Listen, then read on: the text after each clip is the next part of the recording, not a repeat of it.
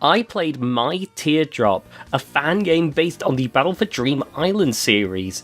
If you haven't been aware of Battle for Dream Island, it's an online show which has been going on for, 10 plus years now? It's where a whole bunch of objects have come to life, and the first series is battling to win Dream Island, and then the other ones, I know the Power of Two is battling for the Power of Two, and the BFB is battling for a BFDI? Listen, this show's weird sometimes. It's got a very anarchic sense of humour, and clearly is meant for a generally younger audience, yet it's one of those instances which has managed to find all kinds of fans. It seems it's only been recently that object shows have really started to appear more and more on the popular culture of the internet, but they've been getting millions of views this entire time, really, with so many different projects from different creators. Anyway, in this game, you essentially take care of your own Teardrop, Teardrop being a silent character from Battle for Dream Island. You take care of her needs, such as her happiness, her hunger, and her sleep meter. Her sleep meter is pretty easy to take care of. You just put her to bed and leave the game alone for a while, which is admittedly one of the low points of the game, because then you just can't do anything, as you wait for her to get her much needed rest. The hunger meter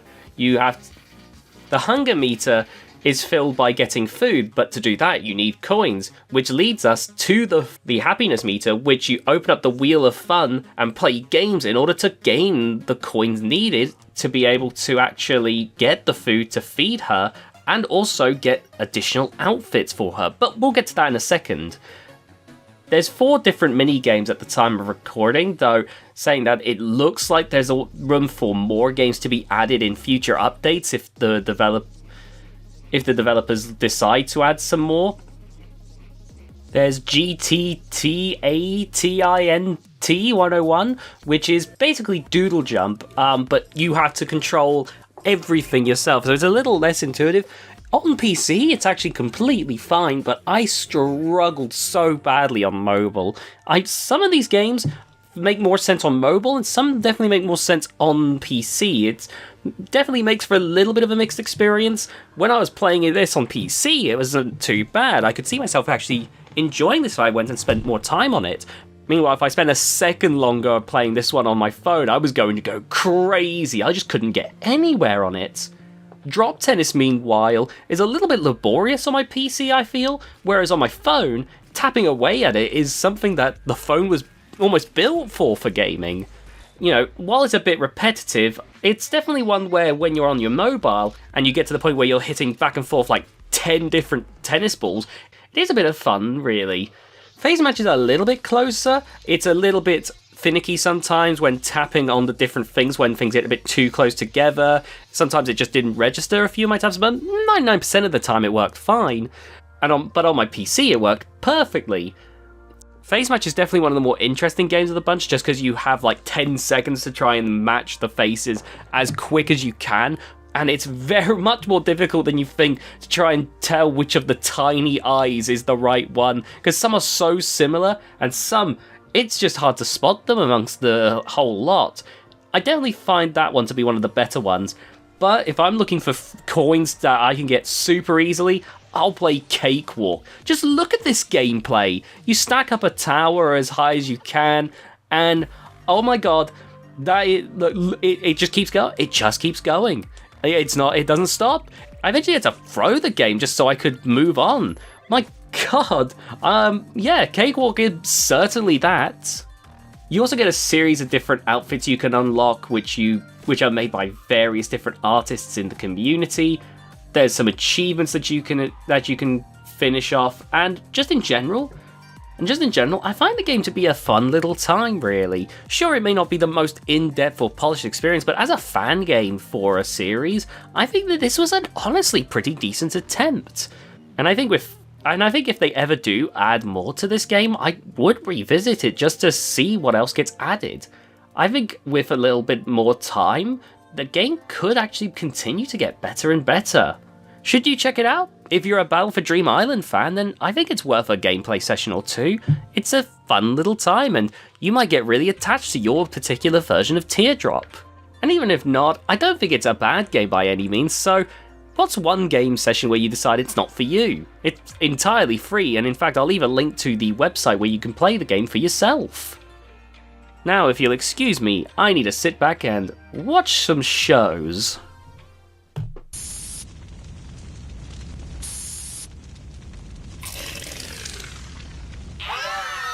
Seriously? Are you all going to scream like that every time She's I so start a new silly. game? I try to not do reviews on demos, but when I saw the gameplay footage of Mindwave circling around online, I just knew I had to give it a go, as I'm still not sure when the full game will be released at the time of recording. If you're not aware, Mindwave is an indie game that takes the microgames format that you would see from WarioWare and does its own spin, where you're delving into the minds of your opponents in this giant tournament of sorts called, well, Mindwave. The story, while not overly complex, does already have a few interesting little threads here and there, such as what's going to happen to your friend Smalls who snuck into the tournament. Once you're separated, you never get to see what actually happens to him. I'm sure we'll see him again, but sneaking your way into the tournament of what is likely a very insidious corporation running this tournament likely will not end well, or could get dicey at the very least. And what are this corporation's motives for this tournament? Are they looking to make use of whoever ends up coming out on top? You know, will we win the tournament and then find out that we have to do one more thing to get out of some sort of trouble by being the winner? You know, what happens to all the people that lose? I mean, the elevator floor kind of opens up beneath Starlight, our first opponent in the demo. I doubt it's going to get that dark, but you know, it does leave enough questions. Even though it's not bogged down with its lore, it's left enough things that I am actually kind of curious to see where the story continues when I get the full game. But enough about the story, right? Like, as fascinating as the story has been to me, what about the gameplay? Well, the gameplay, much like WarioWare, has come up with a fun variety, and it's clear that a lot of thought has gone into each of these. There's 3 main control schemes. Some microgames use the WASD or arrow keys, some microgames use the space button, some use the mouse, and some use a combination, leading to a wide variety of different games. You get a little taster of some of this during the tutorial, but then you get to see the concept executed to full in your first proper level, and the only level on the demo. Not only that, but as the speed picks up and these pop-ups start appearing across the screen, obscuring your vision, so you have to juggle between getting rid of the pop-ups so you can see again, and sometimes just trusting your instincts that you know what you're doing, because in that moment it would actually be too much hassle to remove the pop-up whilst doing the microgame's action at the same time. Creates a great hecticness that just keeps me super engaged the entire time. Not only was each microgame a fun little experience, but it did feel like I got just a little taster of the other character. Starlight, this fun-loving, cutesy character who sees the entire world as sunshine and rainbows, who loves her friends, who loves everything adorable and fun, and has a nurturing side to her. Like, it's a fun little dive, really, and I love that. And I can already tell that I'm going to love seeing these kinds of deep dives into the psyches of the other characters we're going to meet along the way.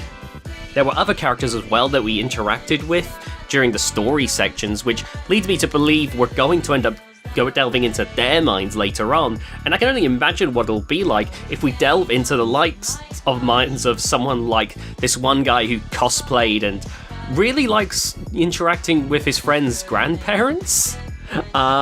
Or Smalls, like, what's going to happen there? Or this one person who's like, at their college, they're part of like a professional Mindwave like tournament. Like, what ways would it be different to go up against her?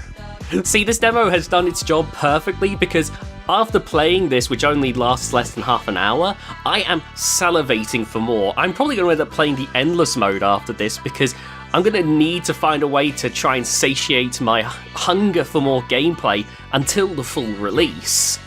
I also absolutely love the art style that the game has gone with. Every character design is absolutely brimming with personality. Like, genuinely, they're all so much fun to look at, and I can imagine that the team is going to be working overtime to ensure that this remains consistent throughout the experience. There's not a whole lot more to say, as I am reviewing only a demo, so I'm just going to say, give the demo a try. It's absolutely free, and I'd recommend waiting to see what happens when the game comes out, because no doubt I'll do a review of the full game. I just couldn't hold myself back. I just wanted to get the word out there a little bit. The graphics are great, the music's fun, the gameplay is a joy, and I can't wait to play the full game. Be sure to check out Mindwave on Steam, and yeah, thank you for watching, like and subscribe, and I'll see you next time. I played Go to Bed, a short horror game which kind of takes a simple concept about, well, flipping a mechanic on its head. It'll be easier if I explain the actual game to you. So, in the first level, you go through several stages of trying to protect your home. You end up locking the door, you set up the alarm, you close the window, and you take away the knives. Then you head to bed. If you miss any of those steps, then you'll immediately lose because someone breaks into your home. So, right away, I thought, okay, I get this. Each level is going to, like, increase in difficulty or something, you know. There's going to be more things to check off the list to make it, like, more challenging each time. The second level comes along, and it's actually exactly the same. So, I lock the door, I set up the alarm, I close the window, I take away the knives, and then I go to bed. And it seems to insist, are you sure you've done everything? And then I get transported to the third level, and at first I wasn't sure what had happened, because suddenly I was in a dimly lit basement where there were bodies and meat everywhere, and I thought, what did I do wrong? Did I miss something? I wandered about, and then eventually, once I got out of the basement and I was told I need to escape, I realised what had happened. I had actually doomed myself because I had removed any way that I could escape. I try going for the door is locked. I try going for the windows, oh no, the windows are set up by the alarm. Oh, the alarm has some wires that I could cut, but I took away the knife, so I can't even do that. Essentially trapping myself and dooming my character. There is an alternate ending where if you get sloppy on the second ending, you can just run to freedom and escape, making this game extremely short in either instance, but the game is also free at the same time. I think this is a nice little exploration of this type of gameplay, where you introduce a mechanic and then flip it on its head, where the player has ultimately doomed themselves by following the instructions. I don't know how well it would work in a longer game. I can imagine it would potentially lead to some frustration, but I feel like there is a lot of room here to really kind of spook a player. I definitely felt a little uneasy when I'd realised what had happened. Now, the game will only take about like 10 to 15 minutes to get both of the endings, so I'd highly recommend just taking like 10 to 15 minutes out of your day to try out this subversive horror experience. And I definitely need to check out more from this developer in the future, because if they can impress me in this short of a span of time, then I can only imagine what it'll be like in any other games they've made. For the past few months, I've been playing WWE 2K24, and I've been holding this review back because I'm always like, well, I haven't tried this part yet. I haven't tried this part yet. And I realized to myself, I'm going to keep delaying this review forever if I don't just get my thoughts out there. I've played the parts that are important to me, and so I want to get my thoughts out there to let you know if I think you should try this game out.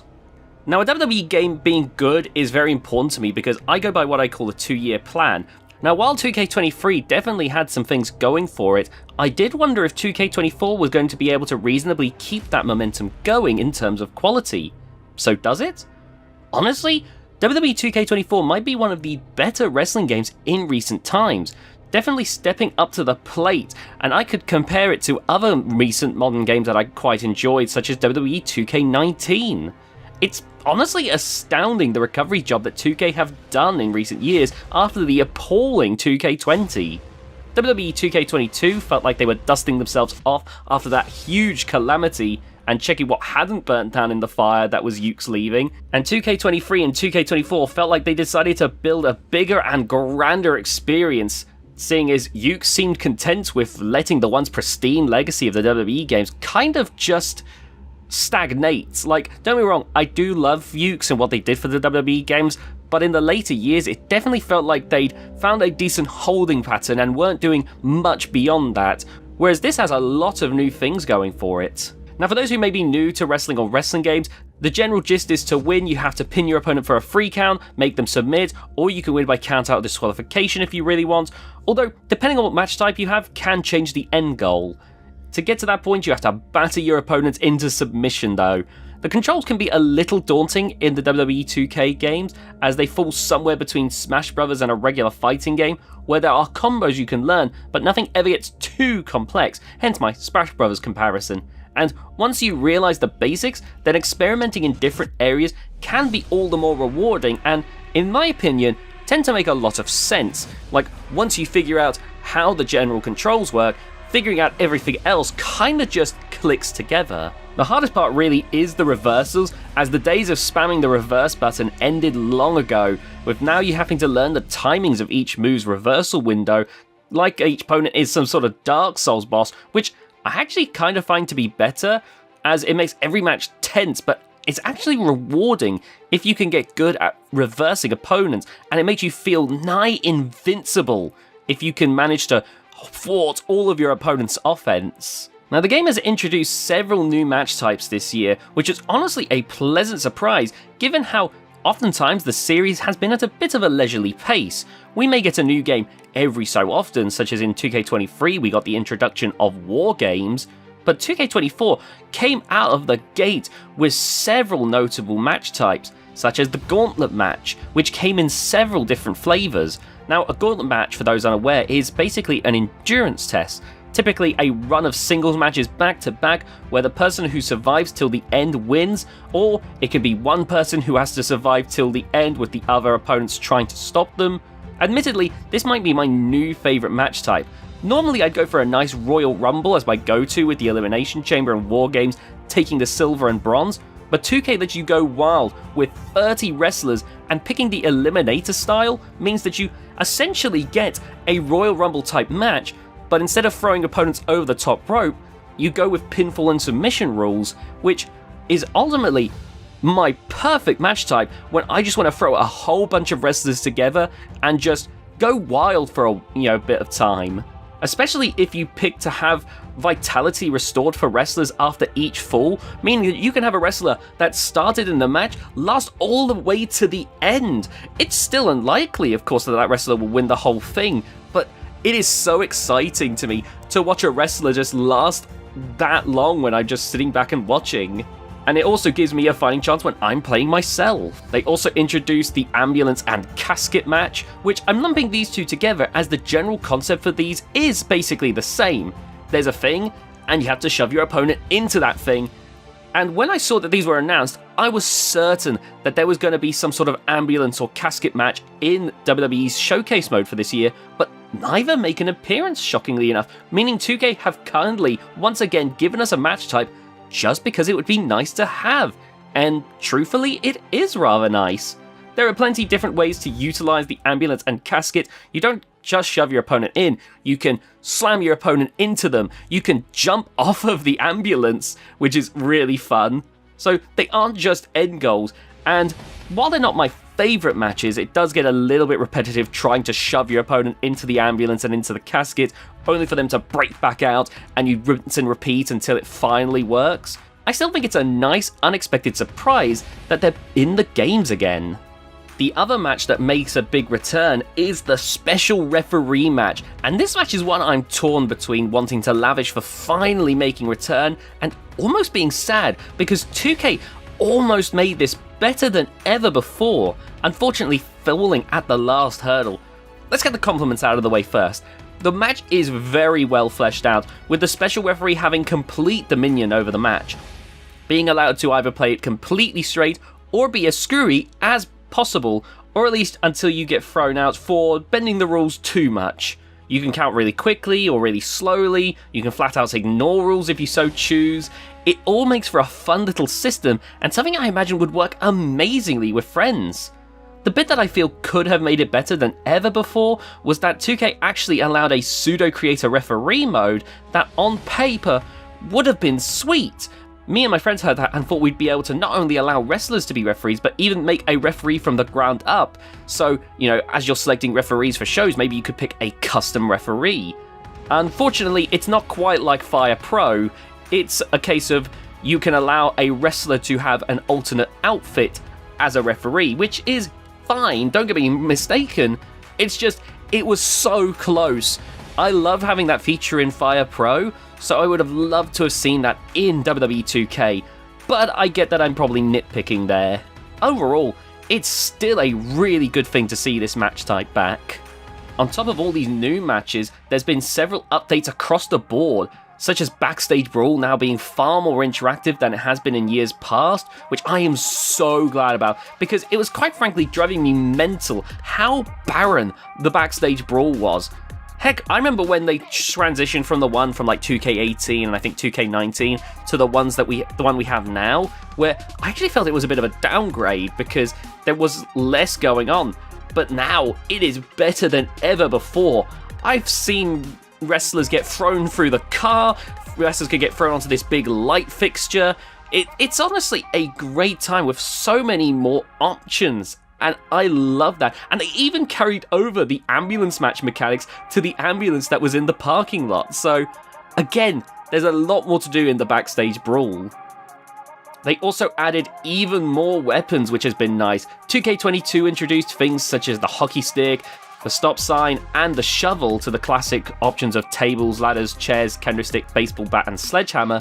But 2K24 introduced the guitar, a microphone, and even weapons like La Chancla and a Slim Jim, which gives you even more ways of battering your opponents, which, on top of that, the DLC has added even more weapons on top of that, ones that I didn't expect to see added to a WWE game, such as a door, a light tube, a barbed wire baseball bat.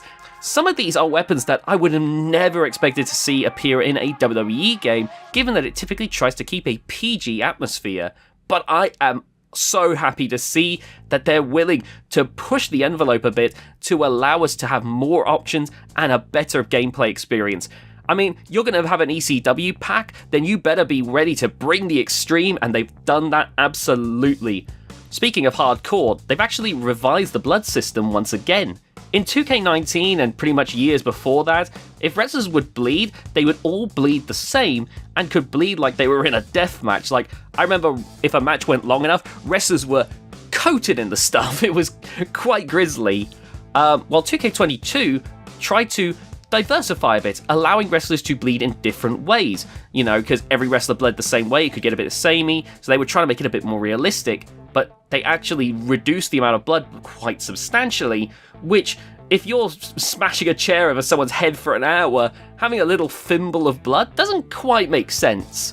Well, apparently 2K started watching way too much ECW, because they have fully fixed that problem. Not only can wrestlers bleed in different ways, but I have seen utter bloodbaths. You can now bleed on the floor, and I have seen matches that have become a absolutely morbid sight. Wrestlers can gush blood everywhere. Now, I gotta say, I do appreciate this level of attention to detail. As morbid as it can be, this is exactly what I'm looking for in a wrestling game. Is I'm looking for them to get all of these different little details exactly right. My one big criticism of this update is, for some reason, the women are still just, I guess, vampires or something, because they still are not allowed to bleed, and I do not understand why. I'm sorry, I think women do in fact have veins. I think they are capable of bleeding. I don't know why this is still a thing where the moment you pick to have like women wrestling, the blood option is just instantly turned off. It's a very weird thing. If you're putting all this time and attention over the past few years to update the system, surely you would allow it across all genders, but that's just me. There's also new paybacks, which the WWE games seem to be content on changing every few games. To quickly explain, these are like special abilities that allow you to have a little edge in a match. Think of it like when Undertaker does his sit-up or Hulk Hogan starts hulking up. It's that. It's like that essentially. 2K have gone out of the way to try and make sure that each payback is an exciting new addition, and honestly, I think they've done an excellent job here. Fireball itself is pretty self-explanatory. You throw a fireball in someone's face. Freeze is when you do an action which causes your opponent to briefly stop, which, depending on what your animation is, could have them being super intimidated because you've done something really scary, like the Undertaker sit-up, the Bray Wyatt spider walk, or you could be like begging for mercy, which causes them to hesitate, which allows you to get a cheap shot in. To go alongside resiliency, there's now Iron Jaw, which allows you to immediately snap out of being stunned, which is the mechanic they've introduced so you can't just reverse all the time. Meaning if you combine both resiliency and Iron Jaw, you end up with a wrestler that just will not die no matter what. One other curious update, speaking of resiliency, is that it now can't be added to a wrestler unless their overall rating is a certain level, which I imagine was done because resiliency has and will always be the best payback in the game, as it's just a get out of jail free card that lets you kick out of a pinfall or submission no matter how badly you've been beaten. Another new update I like is Rage, which gives you an instant finisher, which is made all the better because now you can have 2 paybacks once again. Because while Iron Jaw and Resiliency can be great for a wrestler who never dies, Rage and Resiliency is great for a wrestler determined to get results, or using something like Brass Knuckles and Rage can have you cheat and then score a finisher, meaning that you can get little flares to your wrestlers with these combinations. All these different things that allow you to make your own wrestlers have these little unique things to them is something that I absolutely adore. Creating wrestlers is one of my favorite things. We will be getting more into that. And stuff like this really helps just give them a little extra something to make them stand out. One other update that they've done is the super finishers. So for those of you who like to stock up on finishers for a big finisher palooza, or if you're an E-Fed person like myself who was giving these super ultra death finishes to your custom wrestlers, or to those who create a wrestler with a high momentum stat and were getting sick and tired of when your mates would kick out of your finishers, then 2K has the solution for you. Super finishes have been a thing in wrestling for as long as any of us can really remember. Sure, a wrestler has their signature move, which is to set up for their finisher, but sometimes doing a leg drop isn't enough, so the wrestler climbs up to the top rope, takes a deep breath, and hits that top rope leg drop to put away their most worthy adversary. And now you can do this in-game too. To do this, first you have to set up a super finisher if you're creating a wrestler, but assuming your wrestler does in fact have one, you need to stockpile 3 finishers, which is the risk to the reward. Now, assumedly it hits a lot harder when you do connect with a super finisher, but also more importantly, it negates resiliency entirely, meaning no instant kickouts, meaning that your opponent has to kick out with the pinfall minigame with no get out of jail free card. It's very difficult to pull off because again, you've got to stock up 3 finishers, but it adds more depth to the gameplay, and I love that there's this way to almost assuredly end any match. It's a lot of work, but absolutely worth the effort. And when you manage to land it, it feels so good. Now before we get into the creation mode, as always, if I want to get creating, I have to beat the showcase mode. And because of that, I generally find this part to be more of an obligation, separating me from the parts that I really want to get to in the game. But I will admit that focusing on 40 years of WrestleMania is far more interesting of a concept to me than the career of a legendary wrestler. Nothing against Rey Mysterio or John Cena, I actually quite like them, but it really is nice to have a change of scenery with different wrestlers rather than seeing Rey Mysterio or John Cena in 20 different matches back to back. Though you will see a few repeat offenders, Hulk Hogan for instance really won't leave me alone in this showcase mode. The amount of matches is on one hand really quite astounding, as it does cover quite a few memorable matches throughout the event's history, such as Andre vs Hogan, Michaels vs Razor, the heist of the century, the streak ending, WrestleMania 17, even the Firefly Funhouse match makes an appearance, which actually shocked me that they managed to translate that into video game form. Although at the same time, the showcase mode does definitely struggle with the balance of quantity versus quality, especially towards the end, because I'm sorry, but Bianca vs Asuka is not as memorable as Cody vs Roman, and I guarantee you it would not have made the list had it been more than a year old. I think my main gripe with Showcase mode is that sometimes it can get a bit finicky trying to achieve every objective which you 100% have to do, because otherwise it's not even worth bothering if you want to unlock everything of note. Sometimes the challenge can be interesting, but a lot of the time it feels like tedious busy work, so if you want to get the most out of this mode, definitely don't try to beat it in one go like I did. One other weird note is just how long some of these video cutscenes go.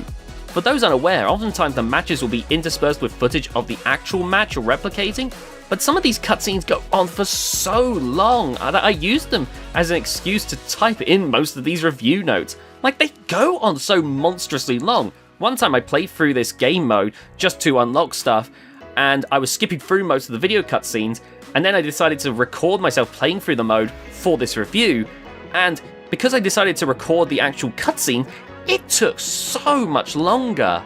Also, don't bother with the bonus match. It's a Royal Rumble with 30 of the wrestlers featured throughout this campaign, and you can pick from 29 of them, with the goal being not only to win but to eliminate 10 wrestlers, which is a third of the entire match, lest we forget. And what do you get for all of your hard work? My faction cards! Christ 2K, why don't you just spit on me if you hold me in such contempt? Just for the record, we are not reviewing My Faction mode. That's one of the two modes that I absolutely am not touching. I don't care about My Faction mode. I don't care about the cards. You can put as many different unlockables in My Faction mode. I am not playing it. Now, I've always championed the create modes in WWE games because the amount you can do in them is something I find few, if any, games can truly match. And instead of showing footage of me using the create mode, I just want to scroll through many of the different created wrestlers I've ended up making so far. Not only can you customize the wrestler, the moveset, the general personalities, as well as entrances that you can run through with a fine-tooth comb, you can also sort out their victory animations, finally bringing back the ones where you may even win 2 titles, which the Warrior vs Hogan and Michaels vs Razor matches I imagine forced 2K's hand there. But you can now even create custom crowd signs. It's actually a little stunning just how much you can do in this game, and I didn't even mention create a video, create a championship, and create an arena, which really helps me with my eFed. Easy to say these are the bits I spend the most time on, as I just get a lot of joy playing around with the creation tools. And while 2K rarely does anything to majorly shift the formula, the gradual improvements always help, and they did finally add a major change to create a moveset, with you now being allowed 5 finishing moves and 5 signature moves, which honestly really does change a lot. Over time, they've added 50 different ways of using particular moves, and it feels so much more natural if the wrestlers that I create have these different ways of being able to do it. For instance, I have a wrestler called Hanch who uses the label lock, and now he can pull out that move in so many different ways. Or another wrestler of mine, Aster, that I've been using my eFed, has over time found so many different ways of ending matches over time anyway, so now that I can actually add those moves as signatures and finishes, it just feels right. It opens up so many more possibilities and allows me to be even more creative with the wrestlers, which I adore. Again, the WWE games are one of the leading game series in terms of creation options, in my opinion. There's a lot of great creation options in different games, but I still struggle to find many options that truly can match the WWE games in the level of depth that you can truly get away with. Now, to tell you the truth, I don't have a lot to say about my GM mode.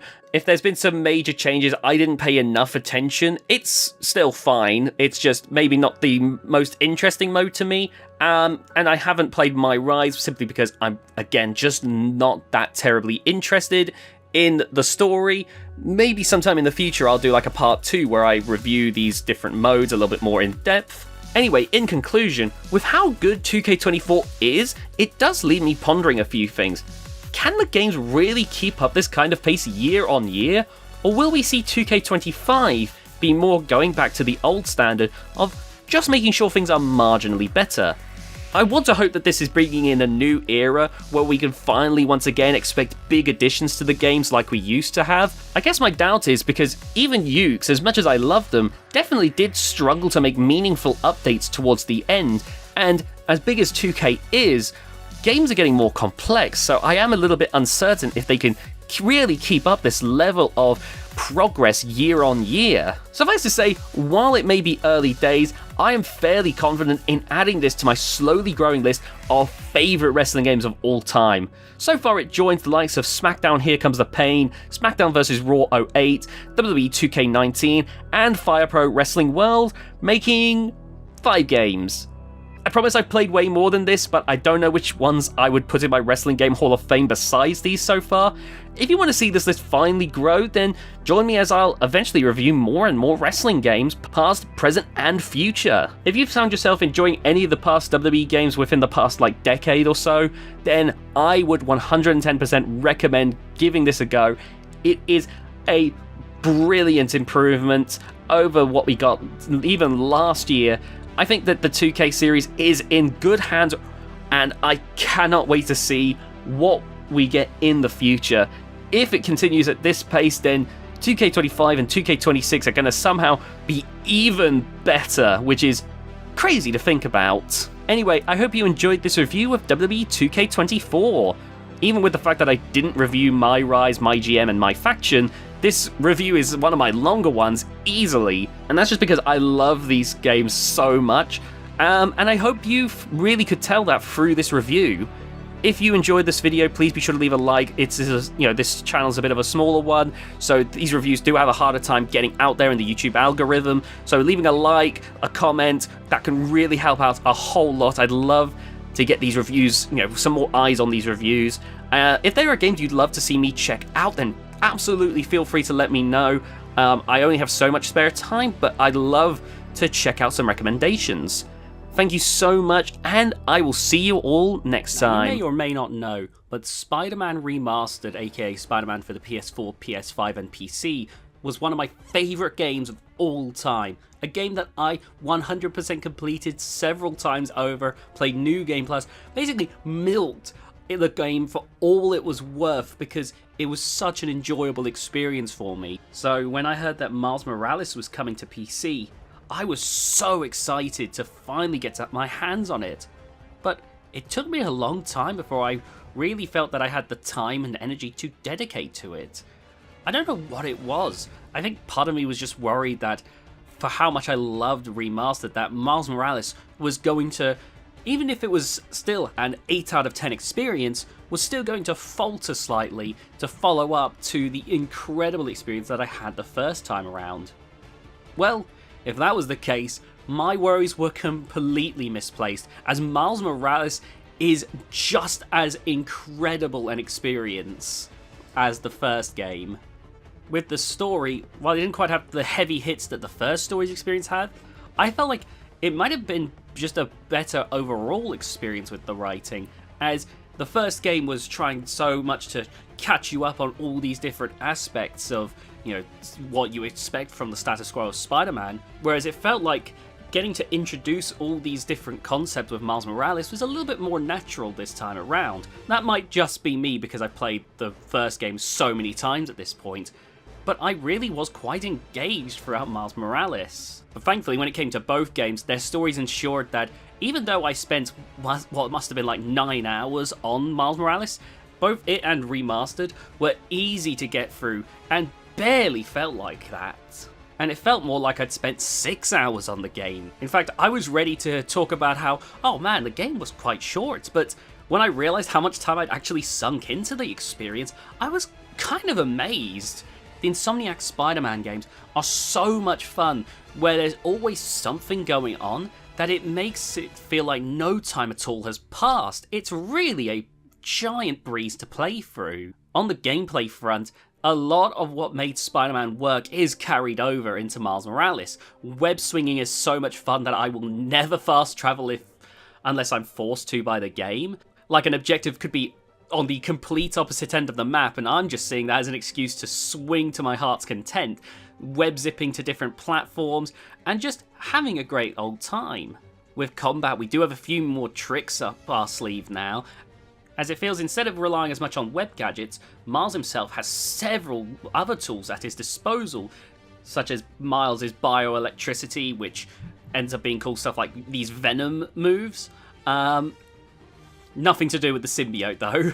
And that ends up creating a whole new dimension to the gameplay on its own. Suddenly now some enemies you're going to go... because it slots so seamlessly in. Sure, you can do the old school thing of yanking away a weapon from an opponent, but you could just as easily just set up so that you have enough electricity for a few of these venom attacks, which will just absolutely stun a whole bunch of opponents once you've got it upgraded. I can't say with 100% certainty, but I'm pretty sure it made combat much more fluid than in Spider-Man Remastered. I swear I remember Spider-Man Remastered being a little bit more samey, not that I complained too much about that, but it felt like Miles Morales was trying to create a more flowing combat system where you could just try different things and everything was far more dynamic and bombastic. Not only that, but I gotta tell you, the stealth sections have been majorly upgraded from the first game. The stealth sections had a little bit of fun in that it was always kind of cool to be sneaking around, but they did majorly slow down the pace compared to the rest of the game. But one mechanic from Miles Morales completely changed the experience for me, that being turning invisible. Because you can do that, I had a great time and it really changed how I played the game. In the regular Spider-Man game, I would, have to take it carefully, because if I got caught, that was it. But I could take a little bit more risk when going. Sure, I'd still try to take it a little slow, try to pick off where I could, but if I was thinking, okay, I can't wait all day because they're all clustered together, I could rush in, attack someone, turn invisible, scoot away, and then leave it at that. Wait for them to decide, oh, must have been the wind. And then I just swoop on in and take out the rest of them. It made the stealth section so much more enjoyable because I knew I could just be far more fast-paced about it. I don't think it's such an upgrade to stop me from enjoying Spider-Man Remastered if I were to revisit that, but these little quality of life improvements make Miles Morales an absolute joy to play. Once again though, the game itself wasn't necessarily that challenging to me once I figured out what I was doing. Sometimes there were little bits where I was like, wait, what am I doing? Oh, and I just get slapped into the wall. But for the most part, I was getting through the game without too much difficulty. I'm no doubt on future replays going to be cranking up that difficulty level, and trust me, this game is going to get the same treatment from me that Spider-Man Remastered got, where I'm going to be 100%ing it, playing New Game Plus, playing through the game again on the top difficulty, going to try to get as many, if not all of the achievements. It's going to be a fun time for me, and I can already tell that I'm quite a bit of the way there, so I don't think it's going to take too much more to get that 100% completion. Visually, of course, the game looks great. There was a lot of weird rendering issues whenever I had DLSS on, so I just had to turn it off. But the game ran wonderfully, I had ray tracing on, the game, to me at least, ran exceptionally well, despite how high I'd cranked all the settings. Now, it wasn't an experience that made me go, wow, look at the graphics, but it was a very pretty game nonetheless. I think the only thing that off the top of my head is a real detraction from the game is maybe that the unlockables aren't as intriguing to me. I'm not as crazy hyped about unlocking all the different spider suits. I mean, I'm still gonna, they still look cool, but I believe this is just down to the familiarity I have with Peter Parker's Spider-Man versus Miles Morales' Spider-Man, because if you wanted me to pick out like some cool Miles Morales suits, there's a few that are aesthetically cool, and then I might go, oh look, there's the one from Into the Spider-Verse. Whereas, the ones for Peter Parker have stuff like Spidey armor, where one of them is clearly a reference to the PS1 Spider-Man game. One is a reference to the Sam Raimi trilogy. That's, that one has like, decades and decades of like stuff that's built off of, whereas Miles Morales has obviously not been around quite as long. But again, that is me more comparing like a silver medal to a gold medal. Like, it's still silver. It's still incredibly good, and it's honestly extremely nitpicky from me because the game is still an absolute blast to play, and it's a highly, highly recommended experience. I know Spider-Man 2 is now on PC as well, but I promised myself that I wasn't going to play Spider-Man 2 until I finally finished Miles Morales, and I'm so glad that I did, because this was a must-play experience for me. I loved Spider-Man Remastered on PS4, PS5, and PC, and if you enjoyed that game, I gotta tell you, you need to try out Miles Morales for yourself if you haven't already. It's worth swinging through, saving Harlem as your new friendly neighborhood Spider-Man. And I cannot wait to come back to you with my review for Spider-Man 2 once I've played that experience. Genuinely, this might be... If Spider-Man 2 is good, this might be my favourite trilogy of video games. And that's saying a lot. Well, thank you so much for watching, and I'll see you all next time. One Piece Mansion, not that One Piece, is an obscure childhood classic of mine. This is a PS1 game that, as a kid, I used to play almost obsessively. Even though I was never really that amazing at it, I still found so much fun playing it, and, well, I just wanted to finally go into why I still absolutely love this game. So for those who don't know, which I imagine is a lot of you, One Piece Mansion is a puzzle game where you have to manage a set of apartments. You're essentially a landlord. I know, we're actually playing as the antagonist in this one. But seriously, basically the way you have to work this is you place the tenants in the ways that work best.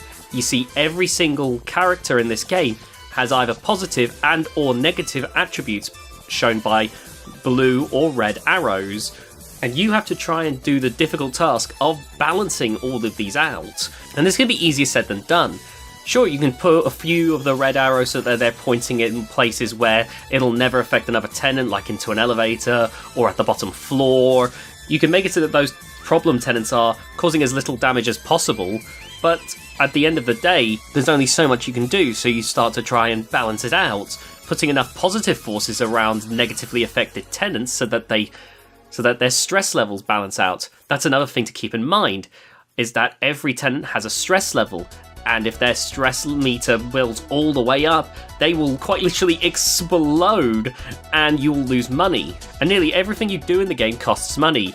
If you want to build an elevator to build to another floor, that's going to cost you money. If you want to put more tenants down to make more money, that's going to cost you an initial investment. Even if you want to remove an elevator because you accidentally placed one down, that's going to cost you more money. And if you ever dip into the negatives, it's game over. And as if it couldn't get any crazier, you'll find that as you play through the game, that you'll find your rivals bursting onto the scene, and they only do negative effects, not only to surrounding tenants, but they can all leave their respective blocks, venture over to other parts of the building, and wreak their own havoc. To deal with them at that point, you have to go into security mode, meaning you can't build anything whilst you're dealing with them. But you have to deal with them because the damage they cause if they're left alone is ridiculous. There's one which can cause an outright fire, so you don't want to be messing with them. There's even bosses that can spawn in, though to be honest with you, I couldn't tell you the effects that the bosses do because I end up taking the bosses out far too quickly, because I'm thinking, if the regular characters are this bad, I don't want to have to deal with bosses. And actually, that is another thing you can do when you're trying to strategize in this game. Taking those problem tenants that are stressing everyone out and use them to stress out your rivals, as when they leave, they don't give you a penalty. Going back to the stress level, another thing to keep in mind when it comes to the different things to think about is that as the tenants get more stressed, the effects that they can have on tenants around them will change. For instance, there's this one character who has this all-encompassing positive aura around her, which makes her the perfect tenant, really. Like, she's the one you will end up leaning on a lot of the time to try and balance out the chaotic, like, just anarchy of your situation. But if she gets stressed out, her effects will start to dwindle, and that can cause a knock-on effect. Because if she's getting stressed out and she can't balance out the negative energy affecting other tenants, then they're going to get more stressed out, and chances are they're going to actually lash out more if they get stressed out. It's very easy to cause a knock-on effect where one tenant gets stressed out, causing the rest of them to get stressed out. It's something you have to keep on top of, but you'll find yourself desperately swapping tenants around, trying to find what could be the best possible situation for you right now. Now, in the main story mode, there's only a few levels that you have to get through, and they're quite simple in the grand scheme. It'll usually be goals like build up to the such and such floor, earn this much money, build this many rooms, and depending on the luck you get and if you know what you're doing, these levels can either go by really quickly, or you may get a spanner thrown in the works. Typically, I find that I can get through this mode in about half an hour. It's not too challenging overall. It's a fun little challenge, but nothing too crazy a lot of the time. Plus, if you ever want to go on like the build up to a 10-story building one, all you have to do is just build up elevators until you get to like the 10th floor, and then just put a tenant right next to it, and you'll be golden. It just works that quickly and easily. Now, if you achieve the goal, you do have to stay that way till the end of the in-game month, so that's another thing to keep in mind, otherwise you won't pass the objective. Another thing to keep in mind, by the way, with the gameplay is, because I'm sure you're thinking about what I said earlier about how there are positive like tenants, and then there are ones which just only have negative effects, the problem tenants that I was calling them, and you might be thinking, well, just wait until the good ones come along, except One Piece Mansion caps you off at 3. Once you got 3 tenants waiting, you have to start putting them in, otherwise the game won't give you any more. So, if you end up in a situation where the game has randomly given you 3 problem tenants, well, you better hope that you can find a way to space them out in a way that won't be too damaging to the tenants you've already got going, because if you want any better tenants, then you gotta start placing. It's because of all of this, the fact that you have to stack them up like a set of dominoes, and putting one in the wrong place can cause such an avalanche of calamity. The fact that there's so many things that you have to fight against, you know, is such a fun thing. And again, it's not that it's even necessarily that difficult. Like, I'm sure when I'm saying it sounds like a ridiculous ask, but when you're in the heat of the moment, it is such a fun, chaotic adventure with some quick thinking. And like I said, the main gameplay mode only takes about half an hour, and then there's just the endless mode where you can go for as long as you want. So I am generally a big fan of the gameplay. It's just a blast to play through. Now, on other stuff, I've got to tell you, I am in love with the art style. Every single character in this has animations and visuals that just help them all to stand out in their own way. In fact, the game lets you zoom in, which gives you no real tactical advantage, but just gives you a chance to admire all the different characters that have been designed for this game. Rin Kusasaga's work on One Piece Mansion genuinely is just full of eye-catching designs that I still absolutely adore. Rin Kusasaga's work on the characters in this game genuinely is commendable. And the music in this game, in my opinion, is iconic. I absolutely adore a lot of the music in this game. It feels absolutely perfect for the frenetic experience that you're having to deal with as you're desperately scrambling around to try and keep everything in order, trying to keep all these different plates spinning. The music is the perfect accompaniment. I really wish this game wasn't as obscure as it is, because I feel like more people need to know about this game. In fact, do any of you know about any similar games to this? Because I would love to see like a game similar to this, or a game where someone has taken inspiration from this game and I just haven't heard about it. This game feels very much under the radar a lot of the time. I don't hear many people talking about it, at least where I've been. So yeah, I'm hoping that at least this video might help more people discover it. Have you played this game before? Let me know what you think down in the comment section down below. As for me, I have to give this game a hearty recommendation. It's one of those games which, no matter how many times I revisit it to replay it, it just doesn't get old for me. And so, I think it might be in my list of like favourite games of all time. It's a proper PS1 classic for me. Thank you so much for watching. Please be sure to leave a like and a subscribe on the video. And hey, let me know what you think if you try this game out for yourself. I'll see you all next time. I've played WWF Smackdown Just Bring It, and tell you the truth, my experience of revisiting this game was filled with so many peaks and troughs that it was genuinely difficult to tell whether or not I could recommend this game. And you're gonna have to listen to my opinions to figure out my conclusions on that matter. Firstly, on the gameplay front, the controls are extremely simple. Triangle to run, mash square to reverse, circle plus to do an Irish whip, or circle plus a directional button to do a grapple, X to attack physically. It's very simple stuff, really. Even though I hadn't played the game in a good few years, it was extremely easy for me to pick up and play, which on one hand is good, but it was also extremely easy for me to absolutely stomp the story mode. Like, I had little to no issues in absolutely wiping the floor with Steve Austin by fighting him as William Regal, which I felt like should have been just a little bit more challenging. I think maybe the fact that the gameplay is as simplistic as it is does take some of the skill level out of it, as opposed to some of the advances the gameplay would take in future games. When it comes to the presentation, while Just Bring It is a definite step up from the PS1 predecessors, it also feels like they barely scratched the surface of what the PS2 games would go on to offer. The models are okay, I guess, but again, get much better as time goes on. But so many of the animations just are clearly janky as hell, with them not being aligned properly. You see so many times where a wrestler will do that recycled lean on the ring ropes animation during story mode, but they're not even leaning on the ropes. Or I would be playing as Undertaker in Slobber Knocker to unlock Fred Durst, and Undertaker's chokeslam would have his hand clipping through people's heads, just completely misaligned.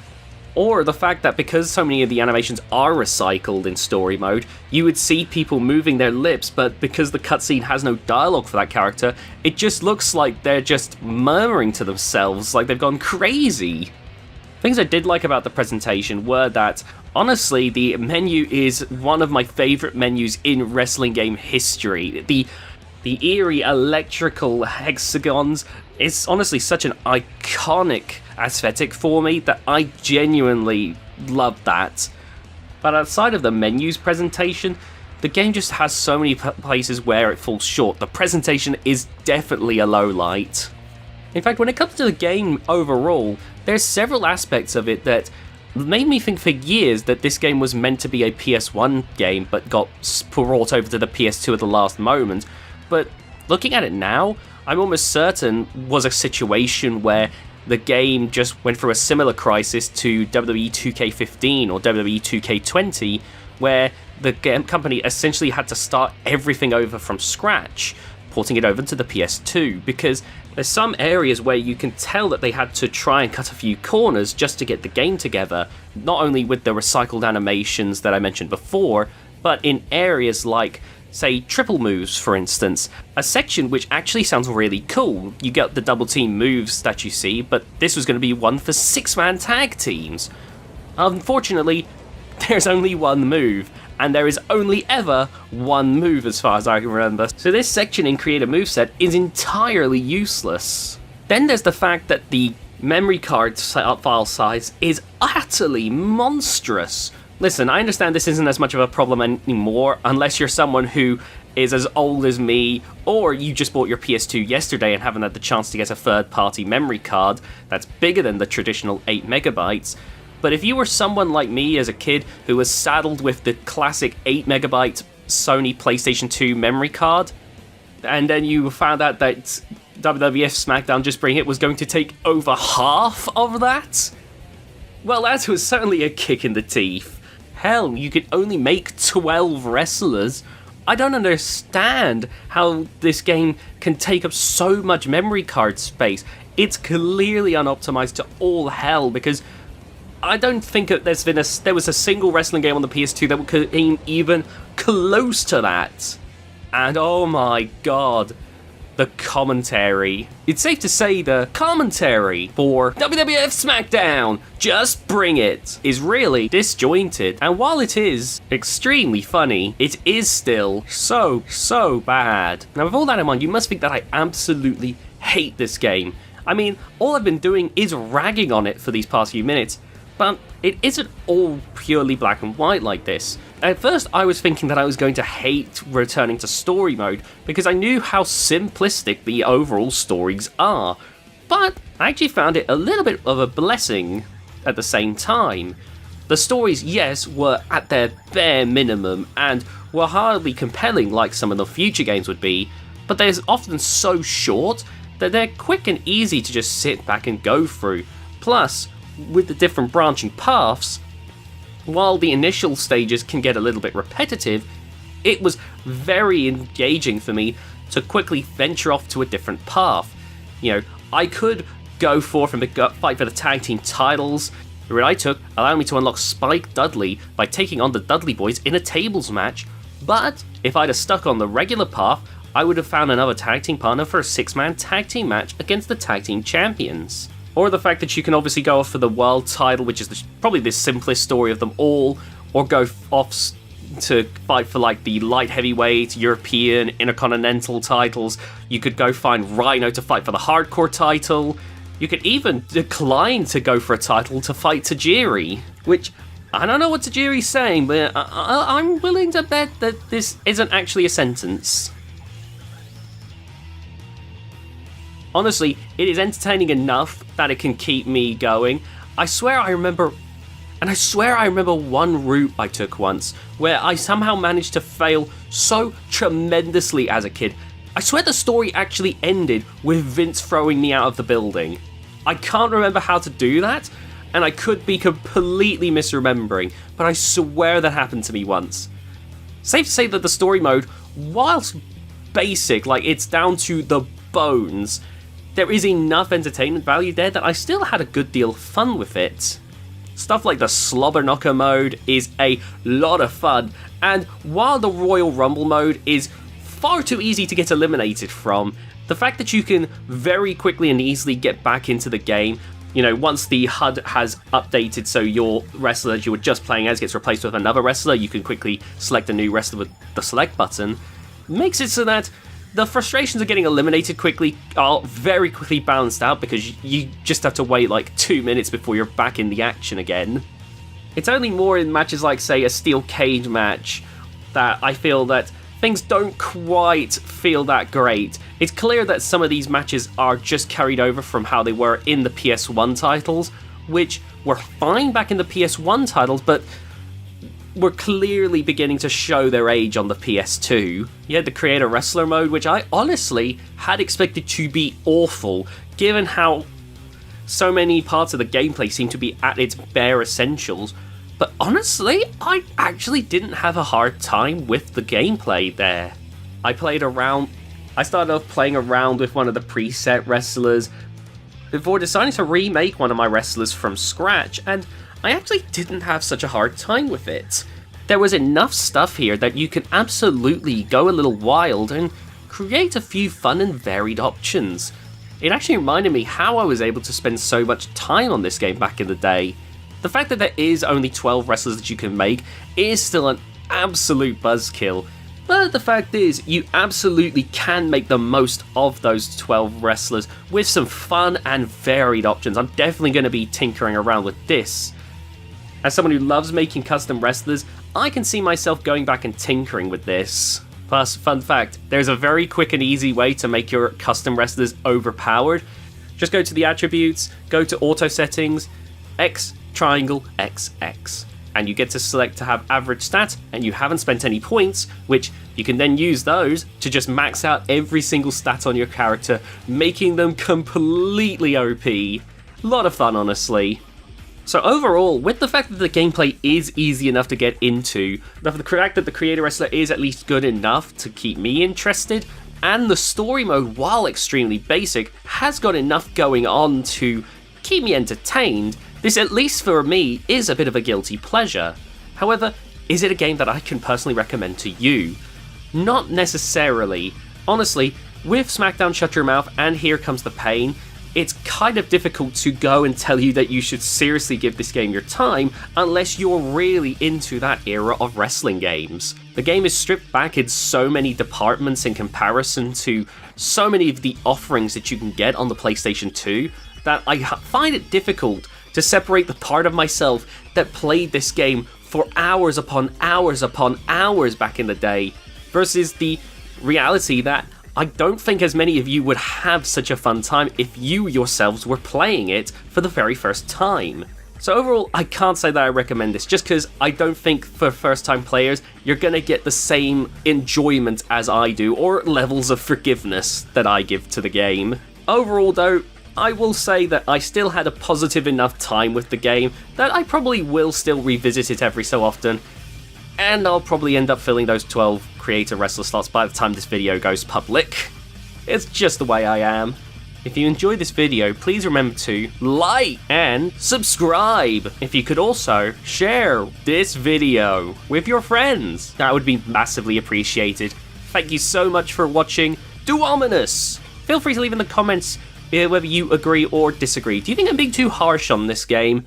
Or do you think I'm just not being harsh enough? Do you think this game absolutely sucks and that my nostalgia is clouding how terrible this game is? Or do you think that I need to give this game a fairer chance? That I'm thinking too much about what other people may feel about the experience, and that the game's actually a diamond in the rough? Let me know in the comment section down below what you think, because I'd love to hear some discussions on this old PS2 wrestling experience. With that all being said, I'll see you all next time.